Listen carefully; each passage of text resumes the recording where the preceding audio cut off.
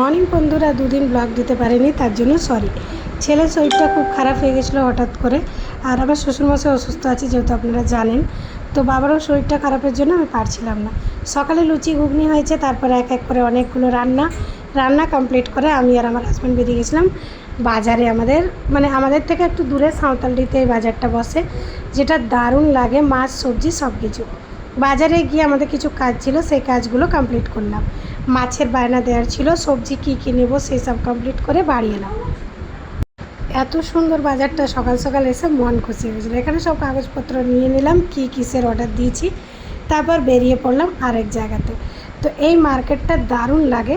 তো এই যে আমি রেডি হয়ে এসে গেছি সকাল সকাল। তো আমার সকালের লুকটা কেমন আপনারা অবশ্যই জানাবে। তারপর চলে এসেছিলাম মাংসের এখানে অর্ডার দিয়ে মাংস টাংস নিয়ে বাড়ি এসে ছেলেকে স্নান করিয়ে রেডি করে তিনজন মিলে আবার বেরিয়ে পড়ছি।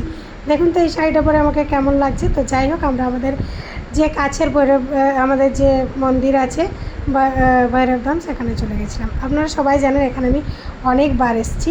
তো এখানে আমাদের কিছু বাড়িতে অনুষ্ঠান হোক বা কিছু ছোটোখাটো কিছু হোক, এখানে আসি পুজো করাতে। ছেলের জন্মদিন উপলক্ষে এসেছিলাম। আজকে শুধু ছেলের জন্মদিন না, আজকে আমি প্রথম মা হয়েছিলাম। তাই আমারও মা হয়ে জন্মানোটা এই ফার্স্ট। আমি কারো সন্তান ছিলাম, কেউ আমার মা ছিল, এটা একটা আলাদা অনুভব।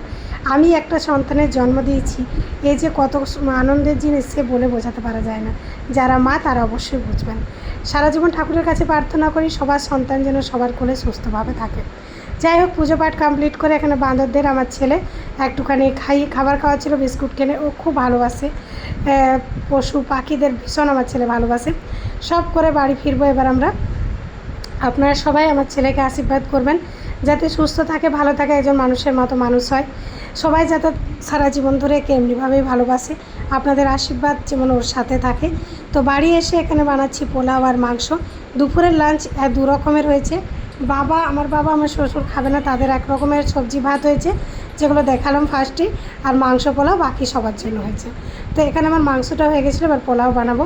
আমার বাবা কেক ঠেক অনেক কিছু নিয়ে এসছে, নেক্সট ব্লগে দেখবেন। চলুন আজকে এখানে